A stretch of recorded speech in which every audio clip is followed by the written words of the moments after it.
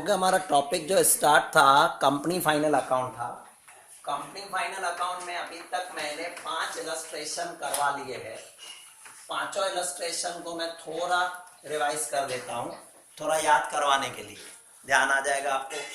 देखो, पांचों इलस्ट्रेशन की बात करें तो अभी तक आपने सिर्फ और सिर्फ लायबिलिटी पोर्शन सीखा हुआ है, सिर्फ लायबिलिटी।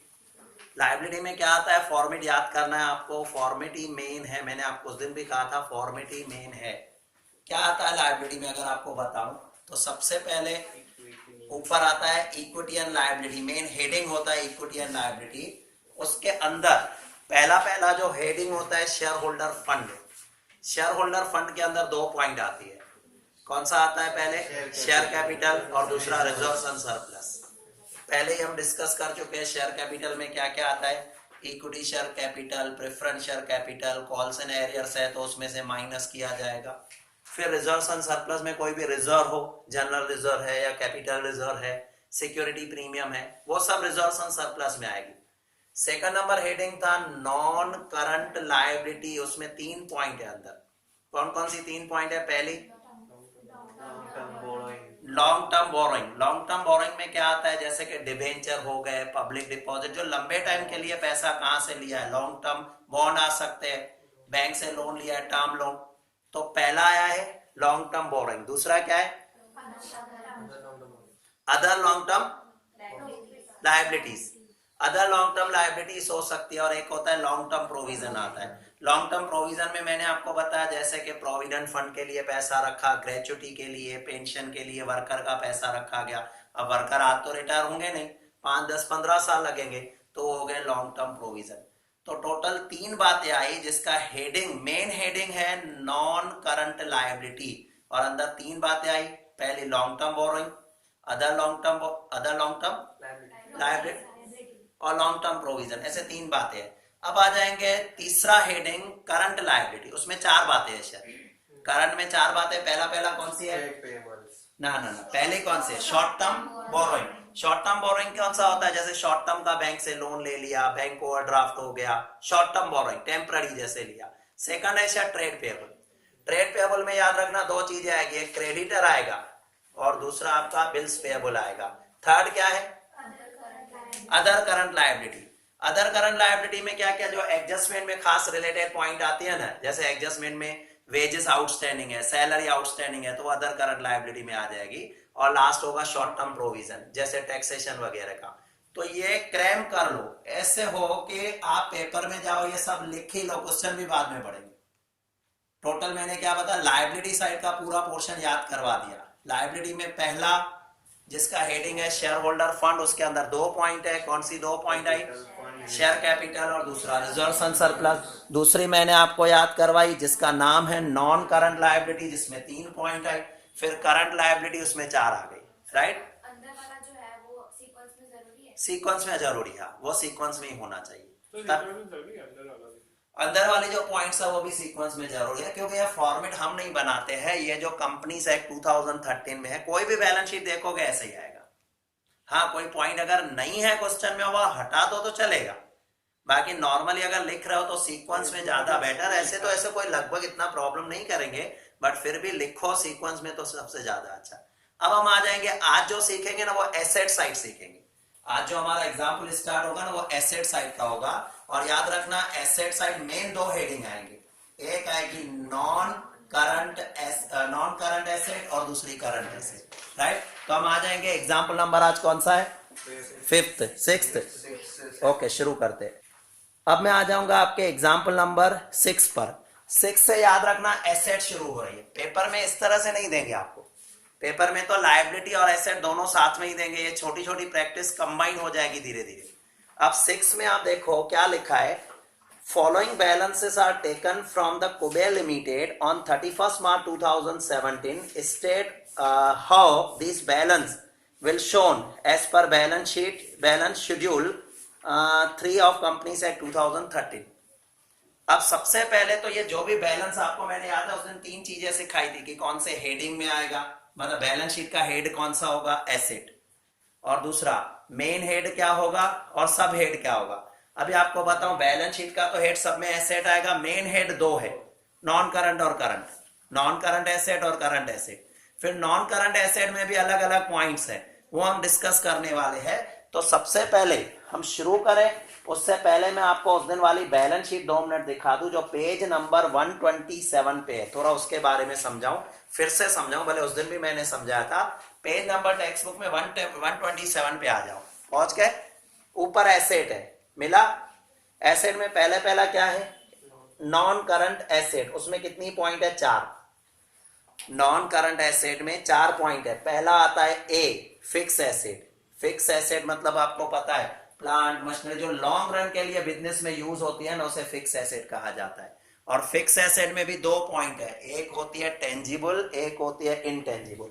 टेंजिबल किसे कहते हैं? जो दिखाई देती है, जिन्हें हम टच कर सकते हैं, छू सकते हैं, जैसे कि लैंड, बिल्डिंग, फर्नीचर, मशीनरी, ये सब टेंजिबल है। इनटेंजिबल एसेट किसे कह सकते हैं? जैसे गुडविल है, पेटेंट है, ट्रेडमार्क है, जो दिखाई नहीं देते, ऐसे एसेट्स को हम इनटेंजिबल एसेट कहते हैं। तो आपका नॉन करंट एसेट में जो पहली पॉइंट है उसका नाम है फिक्स एसेट। फिक्स एसेट में भी 2 पॉइंट आती है, इनटेंजिबल और टेंजिबल। फिर आता है नॉन करंट इन्वेस्टमेंट। मैंने उस दिन समझाया था नॉन करंट इन्वेस्टमेंट क्या होता है। अगर हम एक लंबे टाइम के लिए कहीं पैसा इन्वेस्ट करते हैं, 5, 10, 15 साल के लिए, अच्छा, वहां पर हमारा पर्पस प्रॉफिट नहीं होता है। नॉन करंट इन्वेस्टमेंट ऐसी होती है कि मुझे किसी कंपनी के मैंने 50% शेयर जमा करने हैं या उसका मुझे कंट्रोल हासिल करना है। मेरे लिए उसका प्रॉफिट इंपॉर्टेंट नहीं है, मेरे लिए उसका कंट्रोल इंपॉर्टेंट है। तो वहां जो मेरी इन्वेस्टमेंट हो गई, वो मेरी कौन सी इन्वेस्टमेंट हो गई? Non current investment. एक आएगी शॉर्ट इन्वेस्टमेंट, एक non current. Non current investment आपकी यहां आएगी। थर्ड है long term loans and advances. अगर आपने किसी को लोन दिया है, लोन्स एंड एडवांसेस, तो वो हो गया लॉन्ग टर्म। लॉन्ग टर्म ये है तो नॉन करंट आ गया। और D other non current asset, वो कुछ भी हो सकती है। किसको देते हैं लोग? एम्प्लॉइज को दे सकते हैं, हाँ एम्प्लॉइज को देते हैं। बहुत सारी ऐसी कंपनियां होती है जो अपने एम्प्लॉइज को कार परचेज करने के लिए, घर परचेज करने के लिए लोन देती है। फिर हर साल उसके हर महीने सैलरी में से थोड़ा थोड़ा पैसा माइनस होता रहता है। तो वो उनका पता है कि 5, 10, 15 साल का लोन है, तो लॉन्ग टर्म हो गया। तो लॉन्ग टर्म। उसके बाद आता है अदर नॉन करंट एसेट। तो टोटल कितनी पॉइंट हो गई इसमें? 4। मतलब पहली पॉइंट में आपकी 4 है। दूसरी आ जाओ। इसके बाद है करंट एसेट। करंट एसेट में आप देखोगे करंट इन्वेस्टमेंट। करंट इन्वेस्टमेंट क्या होता है? जो टेम्पररी पर्पस के लिए हमने किया हो, जैसे प्रॉफिट कमाने के लिए हमने, हमारे पास पैसे पड़े हैं, इन्वेस्टमेंट कर दिए 6-8 महीने के लिए, 1 साल के लिए, तो वो हमारे लिए करंट इन्वेस्टमेंट होगी। बी में देखा है इन्वेंट्री। इन्वेंट्री होता है स्टॉक, जिसे हम क्लोजिंग स्टॉक भी कहते हैं। आपको पता है बैलेंस शीट में हम क्लोजिंग स्टॉक दिखाते थे। किस किस चीज का? कोई भी क्लोजिंग स्टॉक हो, रॉ मटेरियल का क्लोजिंग स्टॉक हो, वर्क इन प्रोग्रेस का क्लोजिंग स्टॉक हो, या फिनिश गुड्स का क्लोजिंग स्टॉक हो, इन्वेंट्री होता है closing stock. Next trade receivable. Trade receivable में 2 चीजें आएगी। ट्रेड रिसीवेबल मतलब जिससे आपको पैसे लेने हैं, उसमें 2 चीजें आएगी। डेटर आ सकते हैं, बिल्स रिसीवेबल आ सकती है। तो ये आ गया आपका ट्रेड रिसीवेबल। नेक्स्ट मैंने आपको समझाया था cash and cash equivalent. Cash जिसमें कैश बैलेंस, बैंक बैलेंस है। कैश इक्विवेलेंट किसको कहते हैं? जिसको कैश में जल्दी कन्वर्ट कर सकते हैं, जैसे मार्केटेबल सिक्योरिटी आती है, आप चाहो और उसको बेच दो, तो वो एक तरह से कैश एंड कैश इक्विवेलेंट होता है। आपको लिख के ही देंगे cash equivalent. Next short term loans and advances. Short term loans and advances आपने किसी को बिल्कुल शॉर्ट पीरियड के लिए दिया हो, या फिर जैसे आपको पता है प्रीपेड एक्सपेंसेस कोई भी हुआ, आपको याद होगा हम उसका इंश्योरेंस काम करते हैं। इंश्योरेंस का 31 मार्च में मैं बैलेंस शीट बना रहा हूं, हमने इंश्योरेंस 30 जून के लिए पे कर दिया, 3 महीनों का ज्यादा। अगर यही पार्टनरशिप की बैलेंस शीट होती ना, तो हम क्या करते थे? इंश्योरेंस में से माइनस करते थे और एसेट साइड दिखाते थे। अब यहां भी एसेट साइड पे ही दिखाएंगे, बट कहां? तो हमें पता है हम कहां दिखा रहे हैं उसको, हम उसको दिखाएंगे short term loans and advances. आया ध्यान में? नेक्स्ट इसके बाद अदर करंट एसेट कोई भी होगा तो वहां दिखाया जाएगा। तो इस तरह से हम क्या कर रहे हैं, पूरी बैलेंस शीट की एसेट साइड मैंने समझा दी। अब एग्जाम्पल नंबर 6 पे आ जाओ। चलो हम आ जाएंगे एग्जाम्पल नंबर 6 पे। मैं शुरू कर रहा हूं, ध्यान से सुनना। सबसे पहले मुख्य ध्यान का विषय मां डिठी हुई, मुख्य आने खबर ना कितने। एग्जाम्पल नंबर 6 देखो, following balances are taken from the Kuber limited. अब मैं स्टार्ट कर रहा हूं। सबसे पहले लैंड एंड बिल्डिंग। तो आपको 3 चीजें मुझे बतानी है कि बैलेंस शीट की हेडिंग क्या होगी। वो तो फिक्स है एसेट साइड, उसको मत बताना चलेगा। मेन हेड और सब हेड। तो आपको पता है लैंड एंड बिल्डिंग का जो मेन हेड होता है वो होता है नॉन करंट एसेट, और नॉन करंट एसेट में भी फिक्स एसेट के अंदर भी टेंजिबल एसेट में आ जाता है, क्योंकि फिक्स एसेट में भी दो है, याद है ना, टेंजिबल और इनटेंजिबल। तो हमें क्या याद रखना है, आता है नॉन करंट एसेट में, उसके अंदर आता है फिक्स एसेट के अंदर भी आ जाता है टेंजिबल। नेक्स्ट, उसके बाद लिखा हुआ है शेयर्स ऑफ सब्सिडरी कंपनी। ध्यान से सुनना मैं क्या कह रहा हूं। शेयर्स ऑफ सब्सिडरी कंपनी का मतलब क्या होता है, मैं होल्डिंग कंपनी, मेरी सब्सिडरी कंपनी में उसको कब कह सकूंगा, जब मैंने उसके 50% से ज्यादा शेयर परचेज कर लिए। मैंने किसी कंपनी के अगर 50% से ज्यादा शेयर परचेज कर लिए है तो वो मेरी सब्सिडरी कंपनी, मैं उसकी होल्डिंग कंपनी। तो ये मेरी कौन सी इन्वेस्टमेंट हुई, शॉर्ट टर्म तो हुई नहीं, मैं किसी भी कंपनी में ऐसे टाइम पास के लिए तो शेयर परचेज करूंगा नहीं, तो नेचुरली मेरी ये लॉन्ग टर्म इन्वेस्टमेंट हुई। कौन सी इन्वेस्टमेंट हुई, लॉन्ग टर्म इन्वेस्टमेंट हुई। सब्सिडरी तो सेकंड को बोलते हैं ना ना ना, ऐसा कुछ भी नहीं है, मैं बताऊं। Subsidiary, primary subsidiary. हाँ सब्सिडरी से यहां से किसको कहते हैं, सपोज एग्जांपल ले लो, रिलायंस लिमिटेड ने, सर हमारे लिए वो सब्सिडरी कंपनी है, उनके लिए हम होल्डिंग कंपनी। हाँ एपटेक के 55% शेयर परचेज किए, तो ये सब्सिडरी कंपनी हो गई और ये होल्डिंग कंपनी हो गई। होल्डिंग किसको कहते हैं, रिलायंस ने परचेज की, सब्सिडरी नीचे वाला। हाँ तो मैंने इसको कहा ना ये सब्सिडरी हुई। हाँ तो हाँ, आज, हाँ मैंने सही, हाँ देखो अभी मैं क्या कहूंगा, रिलायंस कंपनी की बैलेंस शीट में बना रहा हूं, तो मैं क्या कहूंगा, मेरे पास 55% शेयर एपटेक कंपनी के। एपटेक कंपनी मेरे लिए क्या हुई, सब्सिडरी कंपनी, मेरे लिए मतलब रिलायंस के लिए। रिलायंस होल्डिंग है, एपटेक सब्सिडरी है। रिलायंस जब अपनी बैलेंस शीट में दिखाएगा ये इन्वेस्टमेंट किसने की है, रिलायंस ने की है, तो रिलायंस अपनी बैलेंस शीट में दिखाएगा ना इन्वेस्टमेंट, तो ये कौन सी इन्वेस्टमेंट हुई, इनकी लॉन्ग टर्म इन्वेस्टमेंट हुई, राइट। तो ऑप्शन में यहाँ क्या देखा है, नॉन करंट इन्वेस्टमेंट, और non current investment word use किया, non current asset, main heading आएगा नॉन करंट एसेट, और नॉन करंट एसेट में भी आप देखो नॉन करंट इन्वेस्टमेंट इसे कहा गया, लॉन्ग टर्म वर्ड नहीं यूज किया गया, नॉन करंट इन्वेस्टमेंट यूज किया गया है। आया ध्यान में, बढ़ू आगे में। Third, debtor. आपको पता है डेटर हमारी करंट एसेट है, और करंट एसेट के अंदर भी जो मेन हेड आता है ना, वो आता है ट्रेड रिसीवेबल के अंदर आता है। देखो ट्रेड रिसीवेबल में लिखा हुआ है। उसके बाद हम आ जाएंगे क्लोजिंग स्टॉक। आपको ध्यान है क्लोजिंग स्टॉक हमारी करंट एसेट है, करंट एसेट के अंदर हेडिंग आती है इन्वेंट्री, इन्वेंट्री में आएगा। Next, short term investment. अभी आ गया, देखो क्लियर उन्होंने मेंशन करके दिया है, शॉर्ट टर्म इन्वेस्टमेंट एसेट तो है और करंट एसेट है। करंट एसेट के अंदर भी ये कौन सी इन्वेस्टमेंट हो गई, करंट इन्वेस्टमेंट, क्योंकि इन्वेस्टमेंट दो होती है, नॉन करंट किस में जाएगी, नॉन करंट एसेट में आएगी, और करंट इन्वेस्टमेंट किस में आएगी, करंट इन्वेस्टमेंट आपकी करंट एसेट में आएगी। ध्यान आ रहा है सबको, क्लियर हो रहा है ना, आज तक ध्यान आ रहा है ना।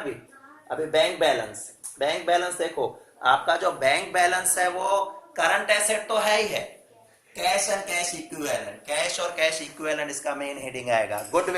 गुडविल हमारी नॉन करंट एसेट में, फिक्स एसेट में इंटेंजिबल हो गई।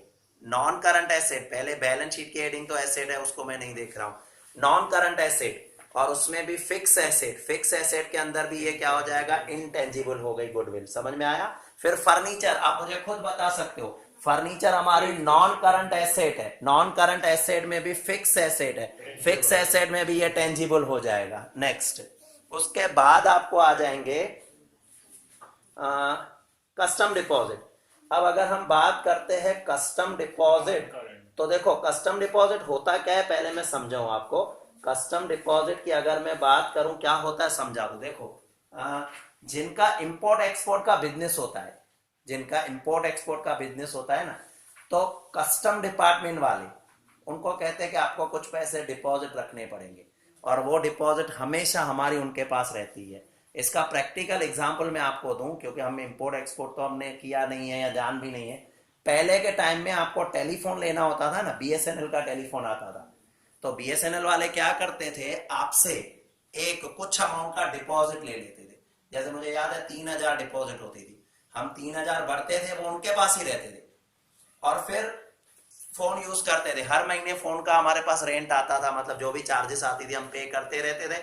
3000 उनके पास जमा है। क्यों जमा है भाई, कभी फोन का बिल नहीं दिया तो हम इसमें से काट देंगे, क्योंकि फोन का बिल आता कब है, आप यूज करते हो उसके बाद। उसको छोड़ो, लाइट का मीटर देखो, आप नया घर बना रहे हो या सपोज सोसाइटी में नया ले रहे हो, जगह ले रहे हो, तो आपको लाइट का मीटर लेना पड़ेगा। लाइट के मीटर के लिए पहले डिपॉजिट भरनी पड़ती है। आज भी आप सभी की लाइट की डिपॉजिट वहां पर पड़ी होगी। कितनी? मे भी वो टाइम टाइम पे बदलती रहती है। जैसे मैंने जब ये घर बनाया था 2010 में तो 3000 थी, अभी हो सकता है 5000। और अच्छा, वो डिपेंड करता है मीटर कौन सा है, 3 फेज, 4 फेज, 5 फेज, अलग अलग डिपॉजिट होती है। अच्छा, उसको भी छोड़ो, आप घर में जो सिलेंडर यूज करते हो उसकी भी डिपॉजिट आपसे उन्होंने लेके रखी है। बाय चांस आपको ऐसा डिसाइड किया आपने कि हमें सिलेंडर नहीं यूज करना और उनको सिलेंडर वापस दे दो, तो आपको आपकी डिपॉजिट वापस मिल जाएगी। तो उसी तरह से कस्टम वाले भी हमसे क्या लेते हैं, कुछ डिपॉजिट लेते हैं जो उनके पास ही पड़ी होती है, रोज रोज वापस नहीं करते। जब आपको लगे कि मुझे बिजनेस नहीं करना है, बंद करवा दो, आपके पैसे मिल जाएंगे। तो ये पैसे आपके हैं। पैसे कब मिले वापस? क्या? मीटर के पैसे जब मीटर वापस दे दो, जब तुम्हें लगे कि यार मैं खुद की इलेक्ट्रिसिटी खुद बना लूंगा, मुझे जीबी वालों की जरूरत नहीं है, तो मीटर वापस कर देंगे। अभी सर हमको डिपॉजिट तो वापस मिलेगा ही नहीं ऐसे तो? नहीं मिलेगा ना। जब तो भी सोलर उनकी पैनल में भी तो जरूरत उनकी है। परमिशन और उनकी जरूरत तो पड़ेगी ना, जीबी की जरूरत पड़ती है सोलर पैनल में भी। अभी तक हमारा सेल्फ वो सिस्टम नहीं है डेवलप उधर हुआ ही है। जाता है ना सर, हमारी हाँ, जो भी बनती है उनके पास ही जाती है, उनके पास ही जाती है। तो इसका मतलब ये हुआ कि हाँ, अब जैसे कि मैंने टेलीफोन का मैं बताऊं, टेलीफोन हमने वापस कर दिया था, डब्बा जो था, तो 3000 मुझे वापस मिल गए थे। सिलेंडर में तो कर सकते हो।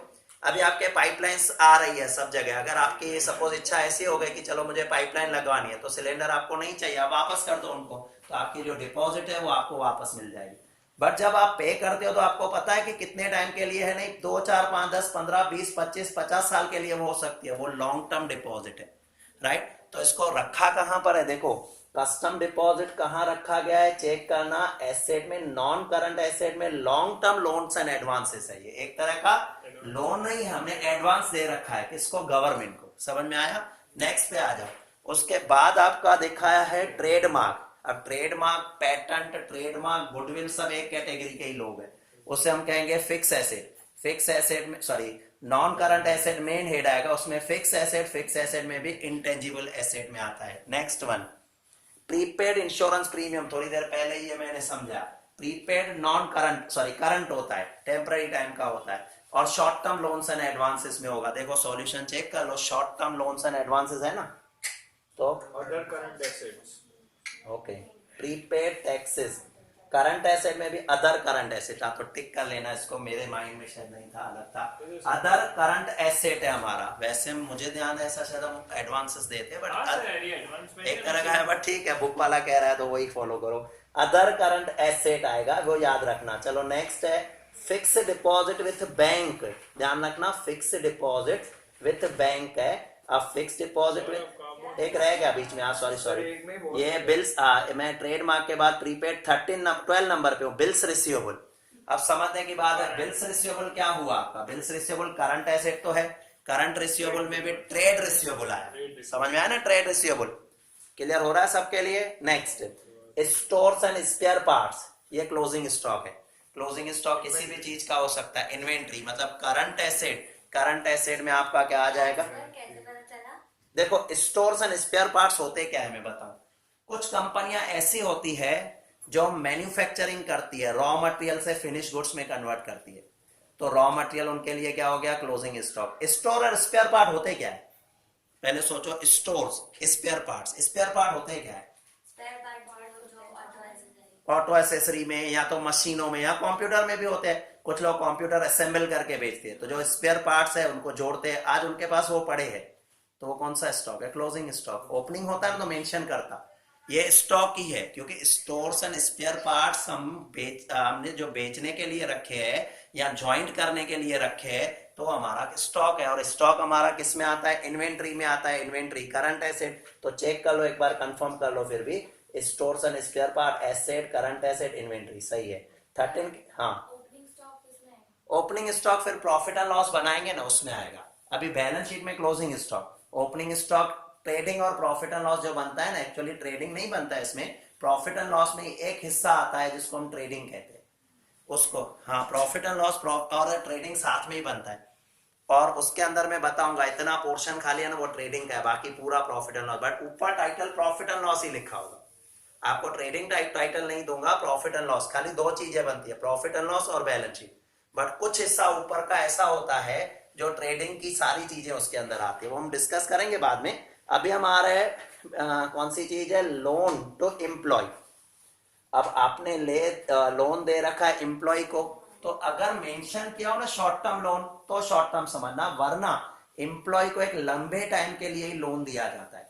तो ये हमारी एसेट है, राइट, और नॉन करंट एसेट है। और लोन टू एम्प्लॉय जो होगा लॉन्ग टर्म लोन, क्या वर्ड यूज किया इसने, लोन्स एंड एडवांसेस, बट कौन सा long term loans and advances आ गया, समझ में आया, clear. Next, government security maturing date है 30 जून 2017।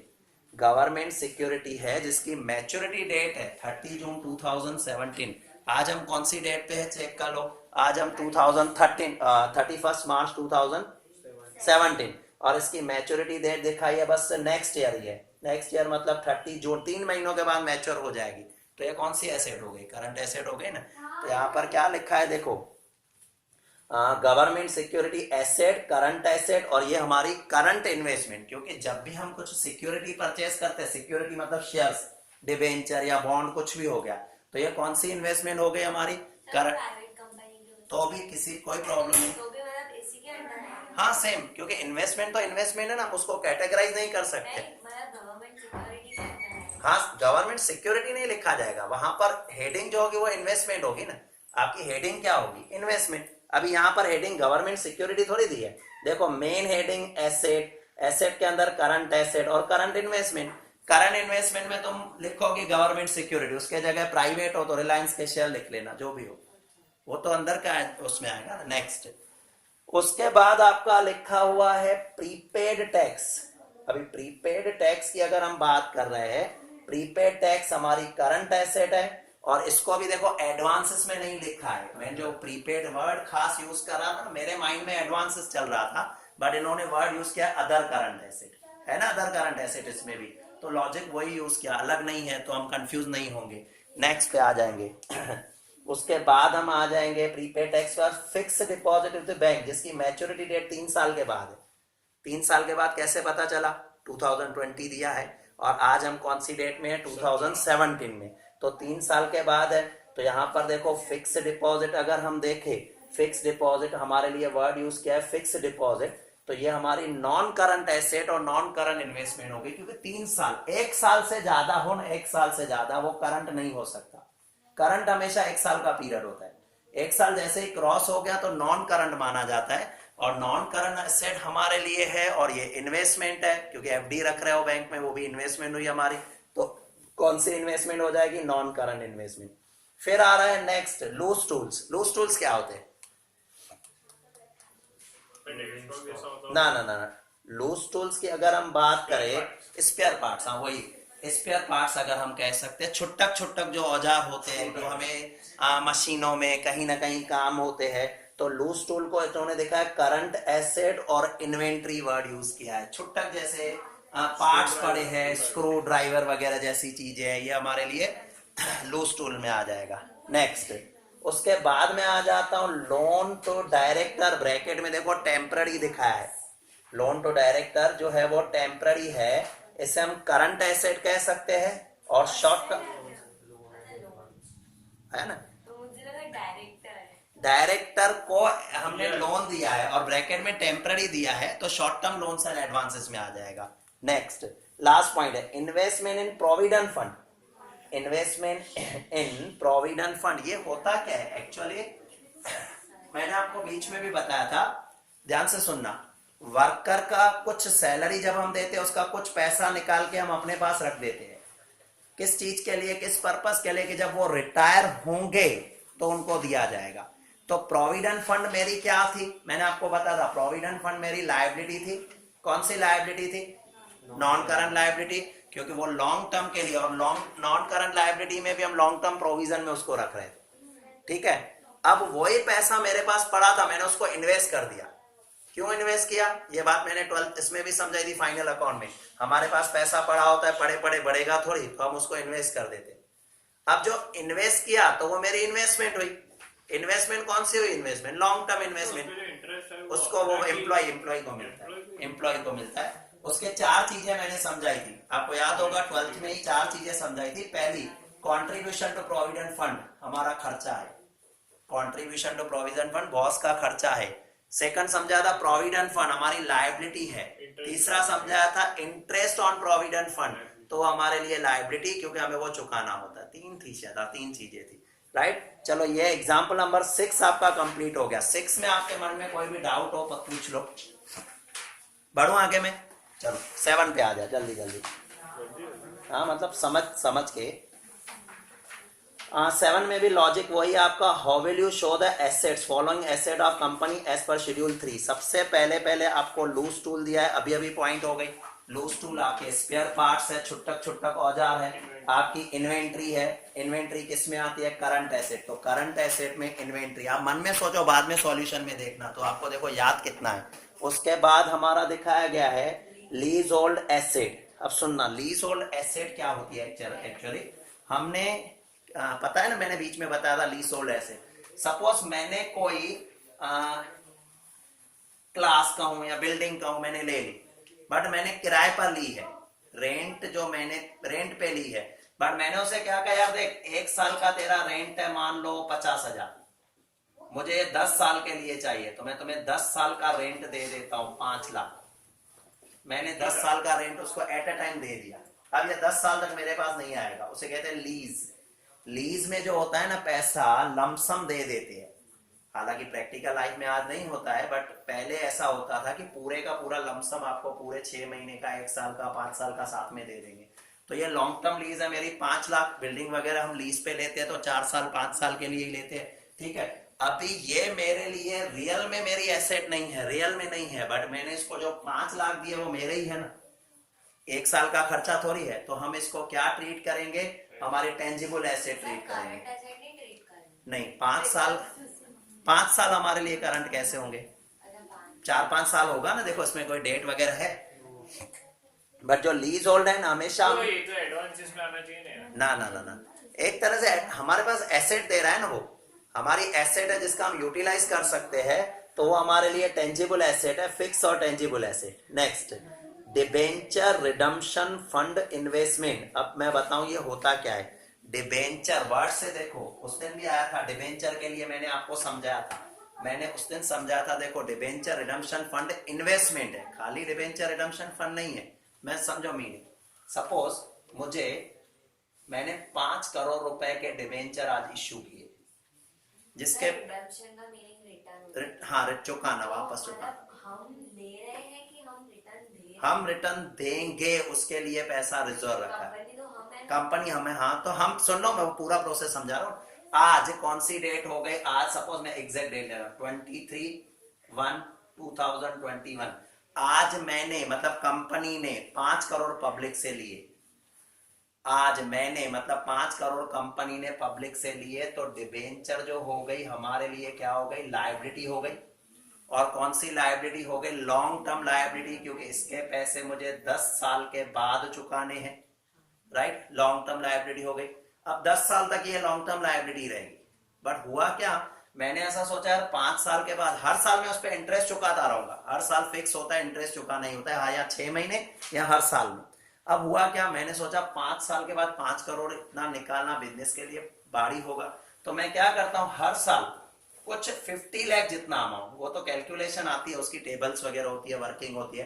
50 लाख में रफ कैलकुलेशन बताता हूँ, 50 लाख रुपीस अगर मैं हर साल साइड में रखूं तो 10 साल में मेरा 5 करोड़ या उससे भी ज्यादा बनेगा, इंटरेस्ट वगैरह ऐड हो जाएगा।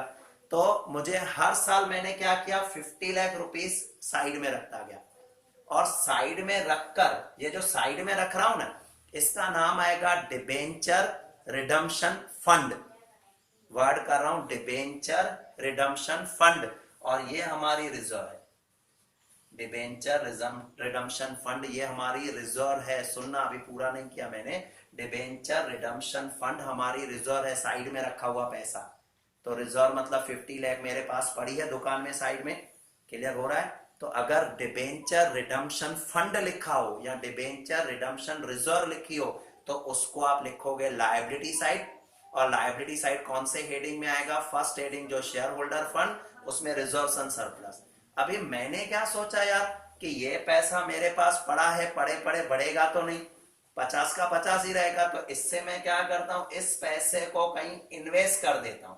तो जो मैंने इसे इन्वेस्ट किया तो इसका नाम पड़ा debenture redemption fund investment. Word क्या पड़ा? Debenture redemption fund investment. तो इन्वेस्टमेंट ये मेरे लिए क्या हो गई? मेरी तो एसेट हो गई, जिसके पैसे धीरे धीरे करके जमा हो रहे हैं। 10 साल के बाद इस एसेट को मैं बेचूंगा और अपनी लायबिलिटी चुका दूंगा। समझ में आ रहा है? तो ये डिबेंचर रिडम्पशन फंड लिखा हो तब तक हमारी लायबिलिटी थी, डिबेंचर रिडम्पशन फंड इन्वेस्टमेंट लिखा हो तो वो हमारी एसेट होगी। और ये कौन सी एसेट होगी? लॉन्ग टर्म एसेट होगी। तो ये भी तो चुकाना ही है ना। हाँ चुकाना है। 2 मिनट में इस पे डिस्कस करता हूं, देखो पूछ लो। चलो हम आगे बढ़ते हैं। क्या है नेक्स्ट? कहाँ पहुंचे? Electricity deposit. हाँ, इलेक्ट्रिसिटी डिपॉजिट। अब सोचो, थोड़ी देर पहले ही मैंने इसका एग्जांपल दिया, आ गया ये इलेक्ट्रिसिटी डिपॉजिट। आपने नया मीटर लिया और उसकी डिपॉजिट भर दी, तो वो आपका क्या हो गया? Long term. ये शॉर्ट टर्म नहीं होगा। तो इलेक्ट्रिसिटी डिपॉजिट आप सोचो नॉन करंट एसेट में long term loans and advances हो। सर सारे डिपॉजिट्स ही एडवांसेस। हाँ, मोस्टली डिपॉजिट ही है, एक तरह की एडवांसेस दे रखी है हमने।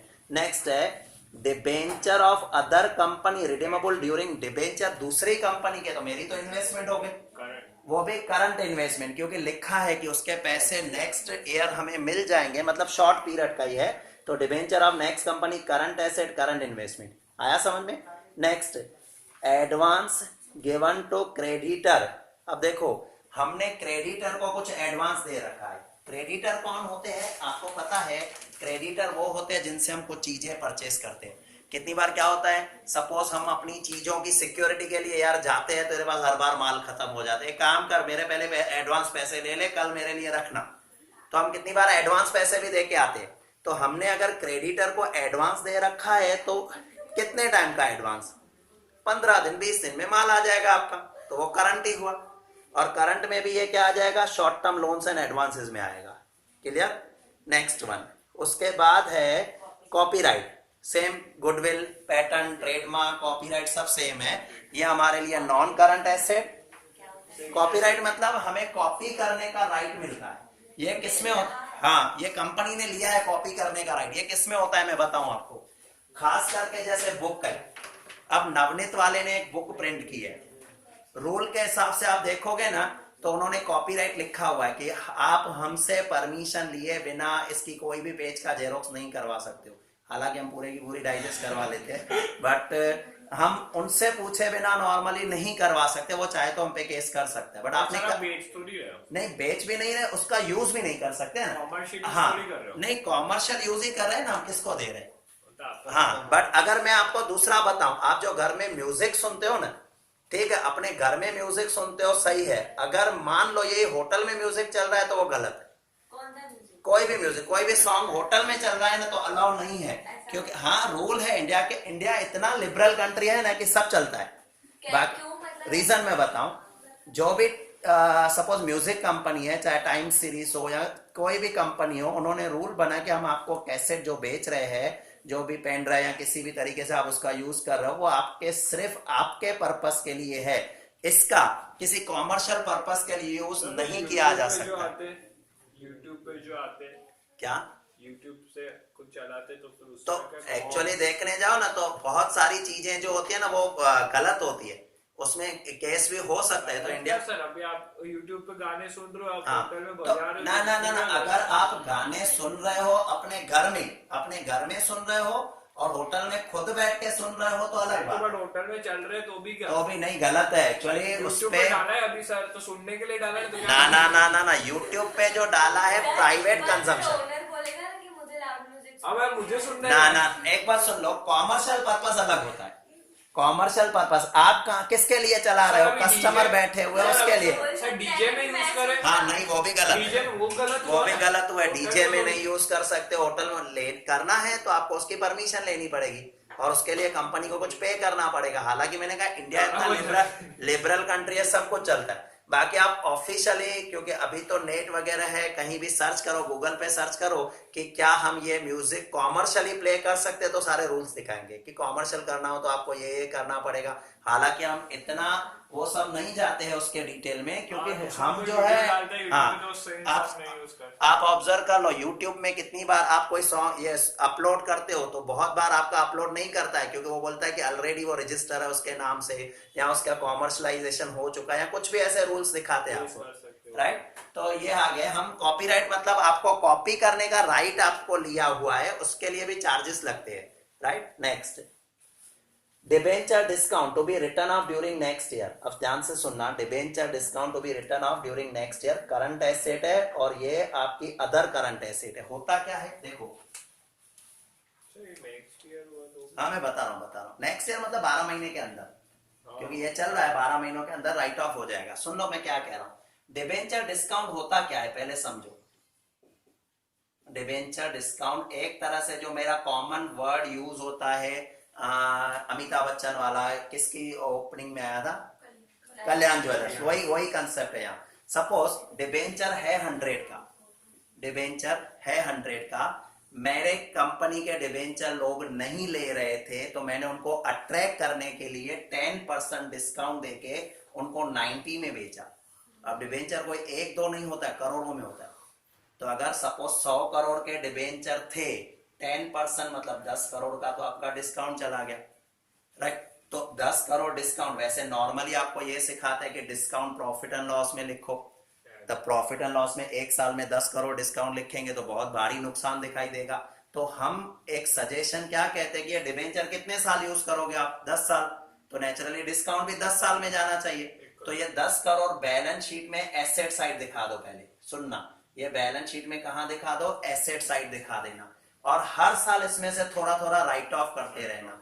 इसे कहते हैं फिक्टिशियस एसेट। फिक्टिशियस एसेट आपने बैलेंस शीट में देखा होगा, एडवर्टाइजमेंट एक्सपेंसेस अकाउंट, ऐसे करके बैलेंस शीट में नॉर्मली आपके फाइनल अकाउंट में प्रॉफिट इसमें भी आता था, कौन सा जो था वो अपना पार्टनरशिप में भी आता था। एसेट साइड पे ऐसी एक दो चीजें होती थी, advertising suspense account, fictitious asset. हर साल आपको ऐसा कहा जाता था कि एडवर्टाइजमेंट आने वाले 2 साल के लिए कैरी फॉरवर्ड करो नेक्स्ट ईयर के लिए, आप देखना उसमें भी है। तो ये डिस्काउंट 10 साल तक चलेगा। अब 10 साल करते करते करते करते हमारा सपोज 1 ही साल बचा है, नेक्स्ट ईयर पूरे का पूरा राइट ऑफ हो जाएगा।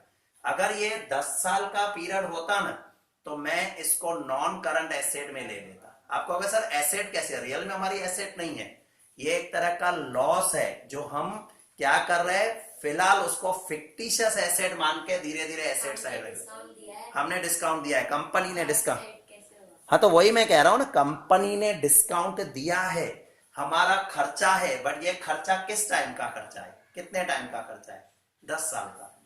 क्योंकि डिबेंचर का ये जो 90 करोड़ तुम्हें मिला, वो तुम खाली 1 साल थोड़ी यूज करोगे, कितने टाइम तक यूज करोगे, 10 साल। तो जब यूज पैसे आप 10 साल कर रहे हो, तो खर्चा बेचारे एक के ऊपर क्यों डाले, 1 साल में पूरा क्यों डिस्काउंट, डिस्काउंट तो एक्सपेंसेस है। तो इसको क्या किया जाता है, 10 करोड़ को हर साल 1-1 करोड़ 1-1 करोड़ करके लिखा जाता है। समझ में आ रहा है मैं क्या कह रहा हूं। तो फिलहाल 1 करोड़ चलो मैंने लिखा, बाकी के 9 करोड़ कहां रखूंगा, बैलेंस शीट में एसेट साइड पड़े होंगे, जिसे कहा जाएगा फिक्टिशियस एसेट, और हर साल उसमें से थोड़ा थोड़ा राइट ऑफ होगा। बट जब पूरे का पूरा राइट ऑफ करना है, देखो आपके पास क्या पड़ा है, नहीं 90 करोड़ को नहीं दे रहे, 90 करोड़ तो मेरे पास आ चुके हैं, 10 करोड़ को देते हैं, 10 करोड़ को इम्पोर्टेंट, क्योंकि डिस्काउंट कितना दे रहा, 10 करोड़। अब 10 करोड़ तुम लिखोगे बैलेंस शीट में एसेट साइड, बट ये कौन क्या एसेट साइड क्यों लिखोगे, चलो 10 करोड़ तुम्हारा क्या है, ये लॉस है, ठीक है, कहाँ लिखते हैं लॉस, कहाँ लिखते हैं प्रॉफिट एंड लॉस में। बट जब मैंने क्या बताया था कि कुछ एसेट ऐसी होती है, कुछ खर्चे ऐसे होते हैं जिनका यूज, जिनका बेनिफिट आने वाले कुछ साल तक होता रहेगा। तो ऐसे खर्चों को सीधे प्रॉफिट एंड लॉस में नहीं लिखा जाता है, हर साल थोड़ा थोड़ा करके लिखा जाता है। जिसका एक सिंपल एग्जांपल फर्नीचर, मशीन आप 5 लाख की ले रहे हो, वो भी तो आपका खर्चा ही है ना। आप सोचो फिर उसको बैलेंस शीट में एसेट पे क्यों दिखाते हो, आप हर साल उसमें से 50-50 हजार निकाल के प्रॉफिट एंड लॉस में डेप्रीसिएशन के नाम पे डाल रहे हो। आप सोचो 5 लाख, उसका 10% 50,000 निकाला, सीधे प्रॉफिट एंड लॉस। ऐसे करते करते करते 10 साल तक 50 लेके गए तो 5 लाख ही प्रॉफिट एंड लॉस में आ गए। तो यही बात यहां भी होगी, खाली फर्नीचर और इसमें एक फर्क है, फर्नीचर दिखाई देता है, उसको आप बेचोगे तो कुछ मिलेगा, इसको बेचने से कुछ भी नहीं मिलेगा।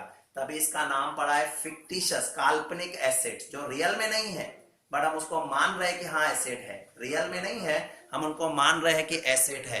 तो इसको कहां दिखाया जाएगा, इन्होंने क्लियर मेंशन किया है, to be written off during next year. Next year ये पूरा हो जाएगा, खत्म हो जाएगा, तो ये आपकी अदर करंट एसेट है। आया ध्यान में? अब यही इसके बाद ही देखना, ध्यान से देखना, डिबेंचर डिस्काउंट, हाँ करंट इन्वेस्टमेंट, हाँ करंट एसेट में अदर करंट एसेट है ना, इन्वेस्टमेंट कहाँ है, इन्वेस्टमेंट कहाँ है? मैं तो ऊपर देख रहा हूँ 8 नंबर आइटम पे, 8 नंबर ही है ना शायद, हमारी 8 पे ही हूं ना मैं अभी, आया ना ध्यान में? चलो 9 नंबर देखो, debenture discount to be written off after next year, और ऊपर क्या था, ड्यूरिंग नेक्स्ट ईयर। अब ये after next year, after next year का मतलब अभी ये नेक्स्ट ईयर तक रिटर्न ऑफ नहीं, आने वाले कुछ सालों में रिटर्न ऑफ होगा। तो यही देखो, दोनों में फर्क देखो, ये हो गई नॉन करंट एसेट, और नॉन करंट एसेट में भी आएगा अदर नॉन करंट एसेट। याद आ रहा है सब धीरे धीरे? 1 साल से ज्यादा हो 1 साल से ज्यादा हो गया, राइट। और 1 साल से ज्यादा, सपोज इसको अभी 6 साल हुए, 10 साल तक जाएगा, 6 साल, तो जो बैलेंस पड़ा है 1 साल वाला है वो सीधे आप रख दो सीधे करंट एसेट में, बट 1 साल से ज्यादा है तो नॉन करंट एसेट में। नेक्स्ट वाले पे मैं आता हूं, अभी मैं आ गया 9 नंबर हो गया 10, units of mutual fund. Mutual fund क्या है? सही है, म्यूचुअल फंड क्या होता है, एक तरह की हमारी इन्वेस्टमेंट होती है, पता है ना? म्यूचुअल फंड हम इन्वेस्ट करते हैं, इन्वेस्ट किया है और ब्रैकेट में लिखा शॉर्ट पीरियड के लिए, तो ये हमारी कौन सी एसेट हुई? करंट एसेट हुई। और करंट एसेट में भी कौन सी इन्वेस्टमेंट हो गई? करंट, कुछ मतलब इंटरेस्ट मिलता है। अभी उस पे आते हैं, तो मैं बंद करूँ इसको, तो पहले इस यहाँ पे कोई डाउट है, क्योंकि म्यूचुअल फंड बहुत बड़ा कंसेप्ट है। हाँ, अदर कंपनी के शेयर है, लॉन्ग टर्म के शेयर है, तो लॉन्ग टर्म के अगर हमारे शेयर है, दैट मीन्स ये कौन सी हो गई? लॉन्ग टर्म इन्वेस्टमेंट, जिसे हम नॉन करंट इन्वेस्टमेंट कह सकते हैं। वर्क इन प्रोग्रेस, मैंने आपको बताया क्लोजिंग स्टॉक है, क्लोजिंग स्टॉक में 3 नाम आ सकते हैं, क्लोजिंग स्टॉक में 3 नाम आ सकते, एक रॉ मटेरियल आ सकता है, वर्क इन प्रोग्रेस आ सकता है, फिनिश गुड्स आ सकता है। क्या होता है पहले मैं समझाऊं, सुन लो। जो भी कंपनियां मैन्युफैक्चरिंग करती है, सपोज मान लो जैसे ये मार्कर बना, बोर्ड पे देखो ये मार्कर बना है, ठीक है। अब ये जो मार्कर बना है, ये मेरे हाथ में जो मार्कर आया है दैट इज फिनिश गुड्स, ये मेरा फिनिश गुड्स है, मैं इसको यूज कर सकता हूं। बट आप सोच के देखो, ध्यान से सुनना, आप सोच के देखो कि क्या ये एक ही दिन में मार्कर बन के तैयार हुआ? 31 मार्च पे जब कंपनी बैलेंस शीट बना रही होगी तो ऐसे हजारों मार्कर ऐसे पड़े होंगे जिनके अंदर खाली ऊपर के ढक्कन बन चुके होंगे, इंक नहीं है, या जो अंदर का जो ट्यूब होता है वो नहीं है। कुछ मार्कर ऐसे भी होंगे जिनकी पेंट बाकी है, तो वो जो बाकी है उसके लिए हम वर्ड यूज कर सकते हैं वर्क इन प्रोग्रेस, मतलब आधे बने हुए, फिनिश नहीं हुए, तो वो भी तो एक स्टॉक हुआ ना आपका। रॉ मटेरियल का स्टॉक हो सकता है, वर्क इन प्रोग्रेस का स्टॉक हो सकता है, फिनिश गुड्स का स्टॉक हो सकता है। तो ये जो स्टॉक है आपके लिए वर्क इन प्रोग्रेस है, ये कहाँ आ जाएगा आपका?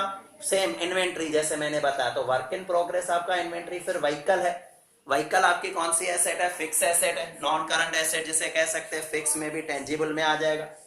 नेक्स्ट है check received from debtor, check received from debtor, asset, current asset, और वो चेक है, एडवांस में चेक मिले हुए हैं, 1-2 दिन में वो बैंक में डाल दूंगा, मतलब cheque is equal to cash, तो उसको कैश एंड कैश इक्विवेलेंट में डाला होगा। देखो आ रहा है ध्यान में? नेक्स्ट सर, इसमें ट्रेड रिसीवेबल नहीं है ना, ट्रेड रिसीवेबल क्यों आएगा? डेटर थोड़ी है मेरे, उन्होंने मुझे चेक दे दिए, उन्होंने मुझे चेक दे दिए है, चेक दे दिए है, दैट मीन्स आज मान लो आपने मुझे चेक दिया फीस का, सर फीस का ये चेक है, ठीक है, उसके ऊपर आज की डेट थी, मैं भले 2 दिन के बाद बैंक में डालूंगा, बट मेरे लिए इक्वल टू क्या हुआ? कैश ही हुई ना, क्योंकि कल मैं बैंक में परसों डाल दूंगा, मेरे पैसे आ जाएंगे। तो चेक डेटर ने दिए है, ऐसा नहीं कहा है कि 2 महीनों के बाद के चेक है, चेक डेटर ने दिया, मेरे घर में वो चेक पड़े, दैट मीन्स मेरे लिए वो एक तरह का कैश हो गया। Next, interest accrued on investment, interest accrued on investment क्या होता है मैं समझाऊं, बोर्ड पे देखना। मान लो मैंने 1 लाख के डिवेंचर परचेस किए, 10%, मैंने ये डिवेंचर परचेस किए हैं 1 जनवरी, बोर्ड पे देखना ध्यान से, कंपनी ने मुझे कहा है कि साल में हम 2 बार इंटरेस्ट देंगे, एक 30 जून और दूसरा दिसंबर 31। साल में 2 बार इंटरेस्ट दिया जाएगा, जून 30 और दिसंबर 31, साल में 2 बार। समझ में आ रहा है मैं क्या कह रहा हूं? अब होगा क्या, ध्यान से सुनना। मुझे 1 लाख का 10% 10,000, 5,000 जून में मिलेगा और 5,000 मिल जाएगा दिसंबर में, 10 मिल जाएंगे मुझे। बट अगर मैं जब 31 मार्च पे बैलेंस शीट बना रहा हूं, 31 मार्च पे बैलेंस शीट बना रहा हूं, उस टाइम की पोजीशन सोचो। मैंने इन्वेस्ट कब किया है? जनवरी में। कितने महीने हो चुके हैं? कितने महीने हो चुके हैं? 3 महीने हो चुके हैं। 3 महीने तो इंटरेस्ट 3 महीनों का एक्रूड हो चुका है। एक्रूड मतलब लागू हो चुका है, ड्यू हो चुका है, मुझे मिला नहीं, मुझे मिलेगा तो जून में। जैसे मान लो अगर मैंने किसी स्टूडेंट्स को पढ़ाया, सपोज मैंने डिसाइड की कि मुझे 40,000 रुपए फीस लेनी है, आधा साल पूरा हो चुका है, मान लो आधा ईयर कंप्लीट हो चुका है, अभी उस स्टूडेंट ने फीस दी नहीं है, पर मेरे 20,000 तो लागू हो गए ना, आज आधे में भी छोड़ के जाता है तो मैं 20,000 तो उसे क्लेम कर ही सकता हूं। तो मैं क्या कहूंगा? एक्रूड। एक्रूड का मतलब होता है लागू हो गया, जो आपने काम कर दिया, 3 महीनों का इंटरेस्ट आपका हो गया, भले मिलेगा बाद में जून में। तो वर्ड क्या यूज किया? देखो, इंटरेस्ट एक्रूड। रिसीवेबल भी तो बोल सकते हैं। हाँ, एक्रूड ऑन इन्वेस्टमेंट, रिसीवेबल भी कह सकते हो, बट रिसीवेबल वर्ड यूज तब किया जाता है जब आपको मिलने की डेट होती है ना। जैसे अगर मान लो मुझे जून 30 को मिलना है, बट 2-4 दिन तक, 4-5 दिन तक अभी आया नहीं है, जुलाई हो गई, 3-4 दिन हो गए, तो वो रिसीवेबल हो जाएगा कि मिलने वाला है। ये तो हमारे ही है सर। हाँ, आया ध्यान में? नेक्स्ट पे आ जाएंगे। नेक्स्ट देखो, उसके बाद क्या लिखा है? इंटरेस्ट एक्रूड ऑन, यहाँ पर अंदर ऊपर बोला। ऊपर बोला, हाँ तो जाओ। इंटरेस्ट एक्रूड आपका है ऑन इन्वेस्टमेंट, करंट एसेट और अदर करंट एसेट आ गया। फिर कंप्यूटर, पता ही है कंप्यूटर क्या है आपका? फिक्स एसेट है, उसमें भी टेंजिबल है। कंप्यूटर का सॉफ्टवेयर है, वो इनटेंजिबल एसेट, दिखाई थोड़ी देगा सॉफ्टवेयर। जैसे टैली वगैरह प्रोग्राम होते हैं तो टैली दिखाई थोड़ी देगा आपको, वो सॉफ्टवेयर आपका आ जाएगा intangible asset. Rent paid in advance, advance आ गया। प्रीपेड वर्ड मैंने थोड़ी देर पहले यूज करवाया था इसका। तो प्रीपेड जो है वो हमारी करंट एसेट है और अदर करंट एसेट। मशीन है, अदर करंट एसेट। हाँ अदर करंट एसेट। प्रीपेड को थोड़ी देर पहले ही हमने देखा था ना। ये रेंट पेड इन एडवांस है ना, तो लोन्स एंड एडवांसेस में नहीं है ना ना ना ना, तो प्रीपेड और वो सेम ही तो हुआ। प्रीपेड ही हुआ ना एक तरह से, तूने एडवांस पे कर दिया, दैट मींस प्रीपेड हो गया। तो प्रीपेड को भी इसी कैटेगरी में रखा था। Other current. हाँ सेम उसमें ही था। इसके बाद मशीनरी, देखो मशीन है हमारी एसेट है, तो non current asset fix asset में आ गई, टेंजिबल। बट याद रखना, अगर मशीन ऐसी है जो मेरी भंगार है, मैंने ऐसा रखा है कि मैं उसको नेक्स्ट ईयर बेच दूंगा, मैंने मशीन रखी है कि मैं नेक्स्ट ईयर बेच दूंगा, तो वो मेरे लिए करंट एसेट हो गई, और वो भी कौन सी? Other current asset. आया ध्यान में? बाकी फिर हम कल कर देंगे, कल या नेक्स्ट पीरियड में।